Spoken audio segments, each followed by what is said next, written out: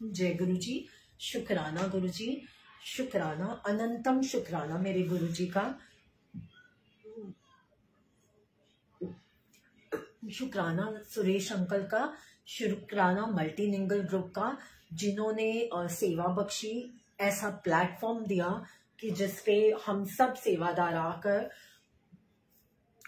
दिव्य आभा गुरु जी का ग्रंथ पढ़ सकते हैं, जो कि लाइट ऑफ डिविनिटी का रूपांतर है, जिसे अमिताभ शास्त्री अंकल ने ट्रांसलेट किया हुआ है गुरु जी की आज्ञा से। तो प्लीज संगत जी आइए, अब हम पढ़ेंगे गुरु जी कृत देवालय, पेज नंबर 34 से 39 तक। और मैं आपके सामने श्वेता बैजल गुरु जी की एक बहुत ही प्यारी सेविका। जय गुरु जी। गुरु जी कृत देवालय दूर राजधानी के कोलाहल से दूर एक स्थान है, जहां पर लोगों की आत्माएं पुनः प्रसारित हो सकती हैं और उनके हृदय वहां के सौंदर्य में डूब जाते हैं। यहाँ पर वायु स्वच्छ है, धूप हरी है और आंखें चमकते हुए श्वेत संगमरमर भवन के ऊपर काली चट्टान से बने हुए विशाल लिंग से साक्षात्कार करती है। लिंग संदेश देता है कि यह स्थान शिव का आसन है। गगन की ओर उभरता हुआ लिंग शिव धर्म, साधु भाव और एक नई धार्मिक चेतना की घोषणा करता है। उसकी विशाल करुणा से पूरित सुंदर नयन खुले हुए हैं, मुख अर्ध मुस्कान से आनंदित है और एक हस्त आशीष देने के लिए उठा हुआ है। वह एक अति विशाल कमल पुष्प पर विराजमान है और उनके सिर के ऊपर शेषनाग की छत्र छाया है। अंदर मंदिर में पीतल निर्मित महेश्वर इसी मुद्रा में विराजमान है। उल्लेखनीय है कि महायोगी शिव तपस्या नहीं कर रहे हैं। ऐसा प्रतीत होता है मानो अभी तपस्या समाप्त कर एक पैर नीचे कर अपने भक्तों की समस्याओं का समाधान करने के लिए तत्पर हैं। मुख्य कक्ष में ओम नमः शिवाय सामने दीवार पर अलंकृत है। यह शिव और गुरु जी दोनों एक ही हैं का अपने उन भक्तों को आशीर्वाद का अविनाशी वचन है, जिन्हें उन पर श्रद्धा और विश्वास है। जय गुरु जी। असंभव लिंग निर्माण, यह गुण तथ्य है कि यह स्थान वास्तव में त्रिकालदर्शी शंकर महादेव का ही है। निर्माण काल के समय हुई विलक्षण घटनाओं से निर्माण से संबंधित और जो वहां पर सदा जाते रहते हैं उन महानुभावों के अनुभवों से स्पष्ट हो जाता है। मंदिर निर्माण के समय कार्य में अनेक बाधाएं आई और हर अवसर पर चमत्कारिक रूप से वह दूर भी हो गई। यह गुरु जी के निजी हस्तक्षेप के कारण ही संभव हुआ। निर्माण प्रारंभ होने से पहले इस भूमि खंड पर अनेक झाड़ियां, वृक्ष और विशाल शिलाखंड और पत्थर थे, जिन्हें साफ करना और हटाना आवश्यक था। परंतु हर झाड़ी और पत्थर के नीचे सांप था। एक को हटाने पर और प्रकट हो जाते थे। यह देख वहां पर कार्य करने वाले कर्मी भाग गए। अडिग निर्माण प्रभारी रघुवीर अंकल नामक एक सिख भक्त संयोग से, जिनकी दृष्टि अति क्षीण थी, गुरु जी पर विश्वास रखने वाले श्रद्धालुओं के लिए एक और प्रसंग ने और कर्मी बुलाए, किंतु इतने सांपों को देखकर वह भी भाग गए। अतः रघुवीर अंकल ने गुरु जी को इस समस्या से अवगत कराया। गुरु जी ने मुस्कुराकर रघुवीर अंकल को निर्देश दिया कि वह और कर्मी किराए पर लाए और आश्वासन दिया कि यह समस्या पुनः नहीं होगी। और ऐसा ही हुआ। अगली बार जब कर्मी आए तो उस खंड में एक भी सर्प नहीं था। मंदिर का निर्माण कार्य वर्षा ऋतु में प्रारंभ हुआ था। हर बार जब कंक्रीट डाला जाता तो वर्षा रुक जाती थी। निर्माण कार्य में लगे हुए लोगों को शीघ्र ही विश्वास हो गया कि यह संयोग नहीं है। गुरुजी स्वयं कहा करते थे कि घटनाएं चयन से होती हैं, देव योग से नहीं।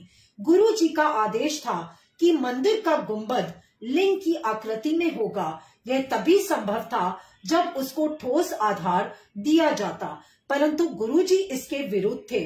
वास्तुविद का मानना था कि वह अव्यवहारिक है और उन्होंने इसका भरपूर विरोध किया। तथापि निर्माण गुरुजी के आदेश अनुसार प्रारंभ हुआ।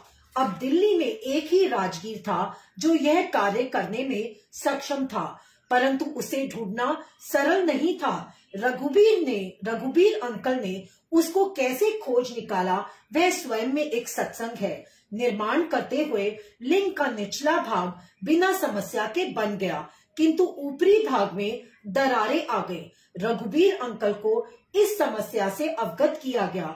उन्होंने ठेकेदार को पुनः निर्माण करने को कहा, किंतु फल वही रहा। अब समस्या निदान के लिए गुरुजी के समक्ष रखी गई तो उन्होंने उत्तर दिया कि उनको पुनः प्रयत्न करने को कहो, इस बार वह उसको आधार देंगे। फलस्वरूप कार्य तीसरी बार पुनः प्रारंभ किया गया और इस बार ऊपरी वृत्ताकार भाग बिना किसी कठिनाई के, बिना किसी दरार या रुकावट के पूर्ण हो गया। गुरुजी द्वारा दिए गए आधार से दोष समाप्त हो पाया, उसे आवश्यक शक्ति प्राप्त हुई और लिंग निर्माण संभव हुआ। यह वास्तव में अचरज की बात है कि गुरुजी की अलौकिक शक्ति किस प्रकार से इस संरचना को संभाले हुए है। निर्माण के समय शिवलिंग में हल्के भार और हल्के रंग की टाइल लगाई गई थी। बाद में इनको काली ग्रेनाइट से अंतरित कर दिया गया। तत्पश्चात लिंग के मध्य से एक भारी भरकम फानुस की टांग दिया गया। इस प्रकार न केवल एक असंभव रचना हुई, उस पर वजन भी डाल दिया गया। यह गुरुजी की कृपा ही है जिसके कारण लिंग अपने स्थान पर इस विश्व के भौतिक नियमों के प्रतिकूल आज भी स्थिर है। चमत्कृत भूमि मंदिर और उसके परिवेश के निर्माण के समय पूर्ण रूप से प्रत्यक्ष हो गया था और अब भी है कि इस स्थान पर त्र्यंबकम की कृपा है। अनौपचारिक दर्शक भी यहाँ के फूल, पौधे और वृक्षों की विशिष्ट उपज देखकर अचंभे में पड़े बिना नहीं रहते। एक महिला ने अपने कृषि भवन के लिए खरीदे हुए फूल के कुछ बीज जब यहाँ पर उगने के लिए डाले तो वह यह देखकर आश्चर्यचकित रह गई कि उनका आकार अपने यहाँ उगाए हुए फूलों से दुगना था। एक बार गुरुजी से मंदिर की दुब पुनः बिछाने की आज्ञा ली गई। उन्होंने सहर्षि यह प्रस्ताव स्वीकार कर लिया, किंतु अधिक समय शेष नहीं था। मंदिर में एक आयोजन का समय बहुत निकट था। देवालय के माली ने तो अपना कार्य पूर्ण कर दिया था, पर दूब बिछाने के बाद यह स्पष्ट हो गया कि यह निर्णय दो कारणों से अनुचित था। प्रथम, दूब को पूरी तरह से उगने के लिए अधिक समय की आवश्यकता थी। दूसरा यह कि जिस प्रजाति की दूब डाली गई थी वह पहली कटाई से पहले पैर में चुभती है और उसके बाद ही मलमल की तरह नरम होती है। समय के अभाव में यह दोनों असंभव प्रतीत हो रहे थे, किंतु कुछ ही दिनों में दूब की आश्चर्यचकित करने वाली वृद्धि को देखकर सब विस्मित रह गए। दूब की पहली कटाई आयोजन से काफी पहले करी गई और उपज इतनी अधिक थी कि आयोजन से पहले एक और कटाई की आवश्यकता पड़ गई। आयोजन के समय प्रांगण में दूब की उत्कृष्टता देखकर आगंतुक प्रशंसा किए बिना नहीं रहे। इस प्रसंग को सुन और देखकर दूब के विशेषज्ञ भी विश्वास नहीं कर पा रहे थे। सर्वव्यापी गुरुजी देवालय में यदा कदा कुछ आश्चर्यजनक घटनाएं होती रही हैं, जो दैविक अलौकिक शक्ति की ओर संकेत देती है। मंदिर में दर्शकों के अक्सर प्रांगण में शिव की प्रतिमा के भाव बदलते देखे हैं और वर्ष 2006 में होली के अवसर पर मुख्य सभागृह में पीतल की शिव प्रतिमा पर एक स्थान पर रंग लगा देखा गया। यह सुनिश्चित है कि सर्वव्यापी गुरुजी की दृष्टि सदा मंदिर पर रहती है। एक अध्यापिका का वृतांत वर्णनीय है। गुरु पूर्णिमा के अवसर पर वह प्रातः काल 6:15 बजे अपने विद्यालय जाने से पहले मंदिर गई। उस पवित्र दिन केवल माली ने उनको वहां पर अपने गुरु का अभिवादन करते हुए देखा, किंतु यह आधा सत्य है। किसी और ने भी उनको वहां पर देखा था। जब वे गुरुजी के दर्शन के लिए अगली बार एम्पायर स्ट्रीट आई तो गुरुजी ने उनको बुलाया और बोले कि वह गुरु पूर्णिमा के दिन सुबह 6:15 बजे मंदिर गई थी। वह अपने ध्यान में उनको देख रहे थे। जय गुरुजी। श्रद्धा का पुनर्जागरण। स्पष्ट है कि यह बड़ा मंदिर गुरु कृपा से स्थापत्य कला का अत्यंत उत्कृष्ट उदाहरण है, जो भक्त को सौम्य और स्नेह भाव से अपनी ओर खींच लेता है। यह उनके आध्यात्म का पवित्र स्थान है, शिव और नानक का प्रिय स्थान। यहाँ पर ओंकार और ओम एक है और सदा एक दूसरे का प्रतिबिंब बने रहेंगे। यह मंदिर सृष्टि के रचयिता के प्रतीक बनकर मनुष्य की आत्मा का सदा स्वागत करेगा। यहाँ पर समस्त आगंतुकों को पर उनके आशीष की वृष्टि होती है और निरंतर होती रहेगी। दिव्य आभा यहाँ पर और अधिक तीव्रता से सदा प्रज्वलित रहकर अपना प्रकाश इस संसार में फैलाती रहेगी। आने वाले युगों में मानव जाति इस पवित्र पावन स्थल को धर्म के जन्म स्थान में पहचानेगी। हमारे जीवन काल में बड़े मंदिर का सर्वोच्च सम्मान प्राप्त होगा और नवीन धार्मिक चेतना का उदय होगा।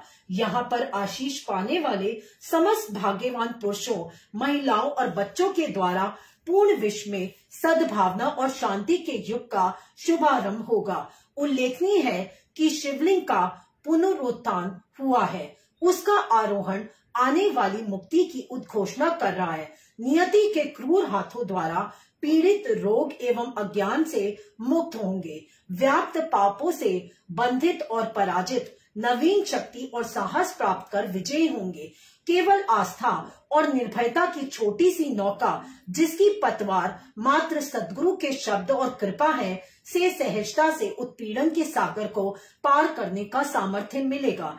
पथिकों की ओम नमः शिवाय शिवजी सदा सहाय की पुकार से उनको विश्राम स्थल मिलेंगे। संकट और अत्यंत कठोर यातना काल में देव स्थान में अंकित यह शब्द गुरु जी के परिश्रम से उनके हृदयों और मन पर चिन्हित उनकी हुंकार, मित्र, रक्षक, प्रेम और एकमात्र दिशा दर्शक होंगे। अधर्म अपनी चरम सीमा पर पराजित होगा और भक्त सुरक्षित रहेंगे।